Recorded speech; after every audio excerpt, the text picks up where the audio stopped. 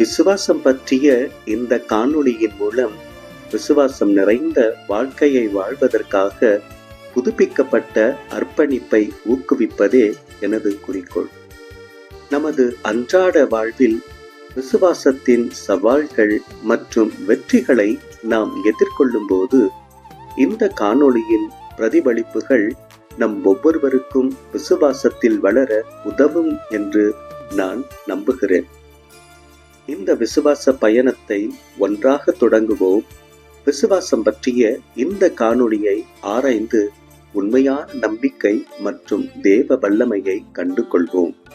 வேதாகமம் கண்ணோட்டத்தில் விசுவாசத்தை வளர்ப்பது பல முக்கிய நடைமுறைகள் மற்றும் கொள்கைகளை உள்ளடங்கியதாகும். தொடர்புடைய வேதாகமம் குறிப்புடன் சில அடிப்படை படிகளை பார்க்கலாம். அதில் முதலாவது கடவுளுடைய வார்த்தையை கேட்பது.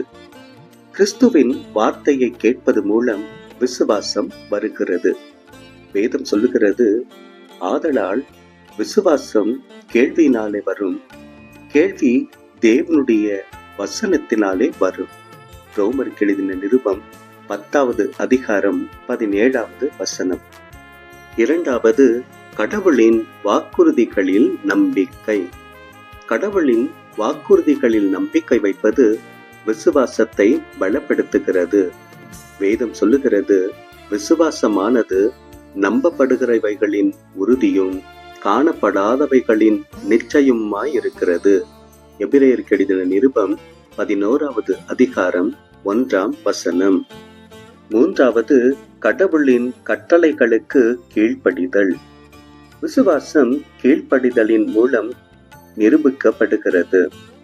வேதம் சொல்லுகிறது, அப்படியே விசுவாசமும் கிரியைகள் இல்லாதிருந்தால் தன்னிலே தானே செத்ததாயிருக்கும். யாக்கோபு 2வது அதிகாரம் 17வது வசனம். நான்காவது, ஜெபம் மற்றும் வேண்டுதல். ஜெபத்தின் மூலம் கடவுளுடன் தொடர்பு கொள்வது விசுவாசத்தை உருவாக்குகிறது. வேதம் சொல்லுகிறது, ஆதலால் நீங்கள் ஜெபம் பண்ணும்போது எவைகளை கேட்டுக்கொள்வீர்களோ அவைகளை பெற்றுக்கொள்வோம் என்று விசுவாசியுங்கள், அப்பொழுது அவைகள் உங்களுக்கு உண்டாகும் என்று சொல்லுகிறேன். மார்க் எழுதின சுவிசேஷம் 11வது அதிகாரம் 24வது வசனம். ஐந்தாவது, சோதனைகளை சகித்துக் கொள்ளுதல். சோதனைகளும் சவால்களும் விசுவாசத்தை பலப்படுத்தும். வேதம் சொல்லுகிறது, என் சகோதரரே, நீங்கள் பலவிதமான சோதனைகளில் அகப்படும் போது உங்கள் விசுவாசத்தின் பரீட்சையானது பொறுமையை உண்டாக்கும் என்று அறிந்து அதை மிகுந்த சந்தோஷமாக எண்ணுங்கள். யாக்கோபின் புத்தகம் 1ஆம் அதிகாரம் வசனங்கள் 2 மற்றும் 3. ஆறாவது, விசுவாசிகளுடன் கூட்டுறவு. ஒரு விசுவாச சமூகத்தின் பகுதியாக இருப்பது விசுவாச வளர்ச்சியை ஊக்குவிக்கிறது. வேதம் சொல்லுகிறது, அவர்கள் அப்போஸ்தலர்களுடைய உபதேசத்திலும் அந்யோன்யத்திலும் அப்பம் பிட்குதலிலும் ஜெபம் பண்ணுதலிலும் உறுதியாய் தரித்திருந்தார்கள். அப்போஸ்தலர் 2வது அதிகாரம் 42ஆம் வசனம்.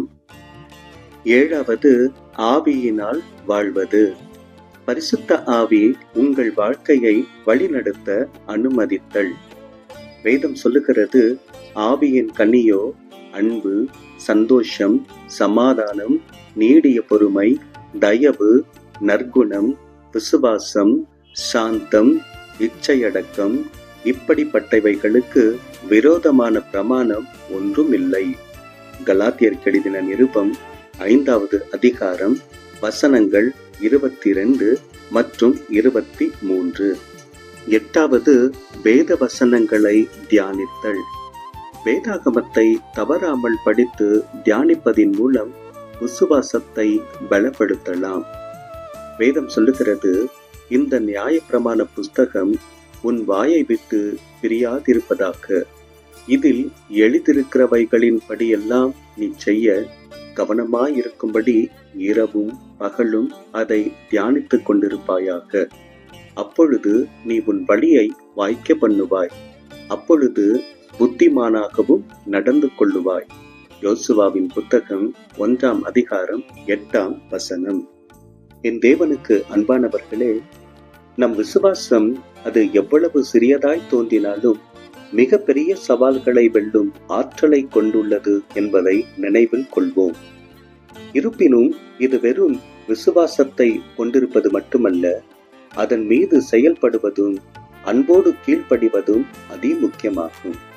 இயேசு இந்த உண்மையை நமக்கு உறுதியளிக்கிறார்.